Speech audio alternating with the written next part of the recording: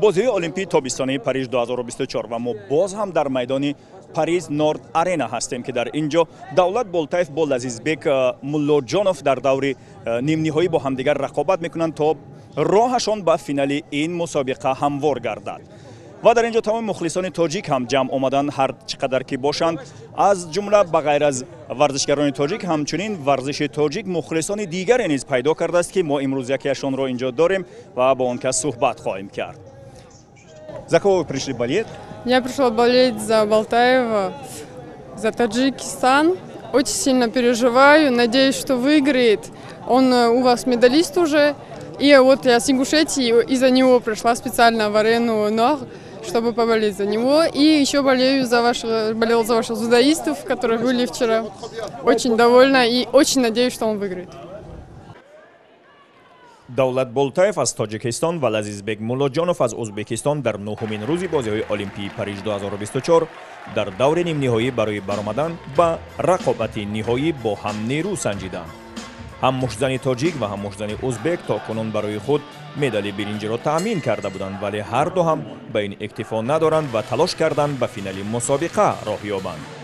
دو ورزشگر که در وزن تا 92 کیلوگرم با هم میرو سنجند، هر دو هم دستاوردهای ارزشمند دارند و در بازی المپی پاریس 2024 نیز از خود مهارت خوب نشان دادند. از جمله ورزشگر تاجیک قهرمان بازی‌های آسیایی و قهرمان آسیا میان تا 22 ساله ها بوده. ورزشگر ازبک هم عنوان قهرمان آسیا را داشته، همچنین در چمپیونات جهانی گذشته در شهر تاشکند با مدال برنجی دست یافته بود. دولت و لذیذبک هم سن و سال بوده.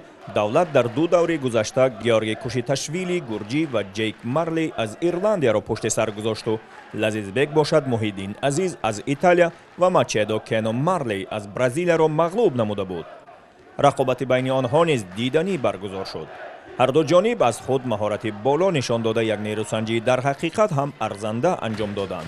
در دور اول 3 نفر از 5 داور میدان برتری را به لذیذبک دادند و در دور دوم باشد دولت پیشپا خورده یک ضربه هم به سر خورد و داور تا 8 شمارید.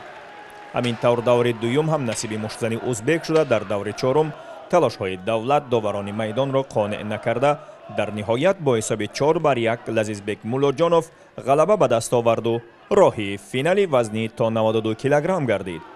دولت بولتایف باشد از ادامه رقابت محروم، ولی با مدال برنجی بازی المپی تابستانی پاریس 2024 به تاجیکستان برمیگردد، زیرا قبلا زینه سیم افتخاری را برای خودش تأمین نموده بود. چون امکانی مصاحبه با دولت بولتایف دست نداد، ما نظر لذیذبک را درباره این رقابت پرسان شدیم. Полуфинал был очень тяжелым, потому что мой соперник Давлат тоже очень хороший боксер, я считаю. Но поэтому очень трудно было мне. И несмотря на это победили. Давлату удачи, еще встретимся. Ну что скажем, зинда больше, слава больше, ама болмат. Rahmatli O'zbekiston, Bapej, sog' bo'lsin.